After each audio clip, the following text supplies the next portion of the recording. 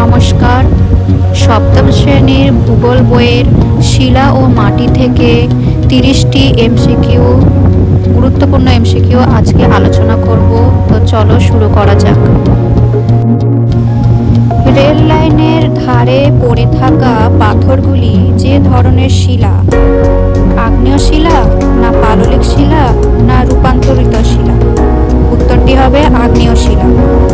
খাবার সোডা ফিটকিরি হলো শিলা, না খনিজ, না মাটি? উত্তরটি হবে খনিজ।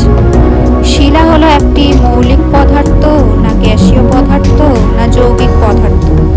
উত্তরটি হবে যৌগিক পদার্থ। এরপর দেখো, পৃথিবীতে প্রথম সৃষ্টি হয় আগ্নেয় শিলা, না পাললিক শিলা, না রূপান্তরিত শিলা? উত্তরটি হবে আগ্নেয় শিলা। আগ্নেয় শিলার একটি উদাহরণ হলো বেলে পাথর, না চুনা পাথর, না ব্যাসল্ট? উত্তরটি হবে ব্যাসল্ট। গ্রানাইট হলো এক প্রকার পাললিক শিলা, আগ্নেয় শিলা, না রূপান্তরিত শিলা? উত্তরটি হবে আগ্নেয় শিলা। এরপর দেখো, একটি পাললিক শিলার উদাহরণ হলো বেলে পাথর, মার্বেল পাথর, না গ্রানাইট? উত্তরটি হবে বেলে পাথর। চুনা পাথর হলো এক প্রকার আগ্নেয় শিলা, পাললিক শিলা, না রূপান্তরিত শিলা? উত্তরটি হবে পাললিক শিলা। ঘরবাড়ি তৈরিতে ব্যবহৃত হয় কাদা পাথর, মার্বেল, না গ্রানাইট? উত্তরটি হবে কাদা পাথর।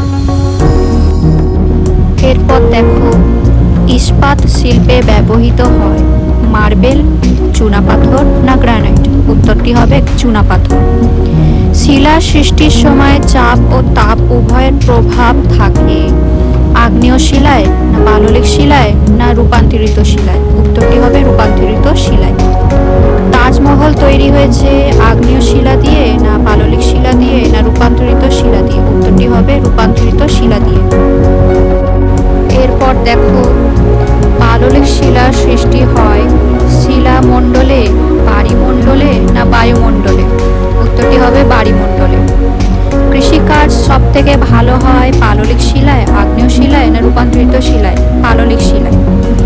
চুনা পাথর বদলে গিয়ে মার্বেলে পরিণত হয়, তাই মার্বেল হলো পাললিক শিলা, না আগ্নেয় শিলা, না রূপান্তরিত শিলা? রূপান্তরিত শিলা।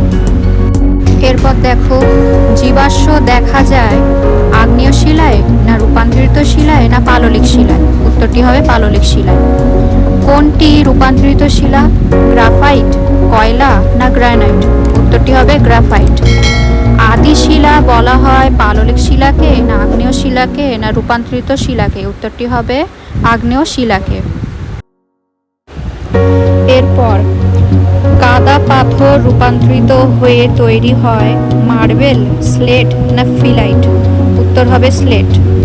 গ্রাফাইট কোন শিলার রূপান্তরিত রূপ? পাললিক শিলা, আগ্নেয় শিলা, না রূপান্তরিত শিলা? উত্তর হবে পাললিক শিলা। স্তর লক্ষ্য করা যায় গ্রানাইটে, ব্যাসাল্ট শিলায়, না কাদা পাথরে? উত্তর হবে কাদা পাথরে। এরপর ব্যাসাল্ট শিলার রূপান্তরিত রূপ চুনা পাথর, কোয়ার্টজাইট, না অ্যাম্ফিবোলাইট? উত্তর হবে অ্যাম্ফিবোলাইট। প্রদত্ত কোন শিলাটি পাললিক শিলা? গ্রানাইট, চুনা পাথর, না মার্বেল? চুনা পাথর। একটি খনিজ পদার্থের উদাহরণ রেল লাইনের পাথর, স্লেট, না পেন্সিলের শীষ? উত্তর হবে পেন্সিলের শীষ। এরপর দেখো, অবহ বিকারের ফলে শিলা চূর্ণ বিচূর্ণ হয়ে গঠন করে খনিজ, না রেগুলিত, না ট্যালাস? উত্তর হবে রেগুলিত। মাটিতে যে দুটি উপাদানের পরিমাণ সমান সমান থাকে তা হলো জল, বাতাস, না জল জৈব পদার্থ, না বাতাস খনিজ? উত্তর হবে জল, বাতাস। মাটিতে উপস্থিত জৈব পদার্থের পরিমাণ 10%, 15%, না 5%? উত্তর হবে 5%। এরপর মাটি সৃষ্টির একটি নিয়ন্ত্রক হলো জলবায়ু, না নদীস্রোত, না কৃষিকাজ? উত্তর হবে জলবায়ু। মাটির দানার মধ্যে ফাঁক কম থাকে দোআঁশ মাটিতে, বেলে মাটিতে, না এঁটেল মাটিতে? এঁটেল মাটিতে। এঁটেল মাটিতে বায়ু চলাচলের ক্ষমতা খুব বেশি, না খুব কম? উত্তর হবে খুব কম। তো এই ছিল শিলা ও মাটি থেকে গুরুত্বপূর্ণ 30টি এমসিকিউ প্রশ্নোত্তর, যা পরীক্ষায় কমন আসবে। এর পরের দিন আমি আফ্রিকা মহাদেশ থেকে 30টি এমসিকিউ আলোচনা করব। ভিডিওটা সম্পূর্ণ দেখার জন্য ধন্যবাদ।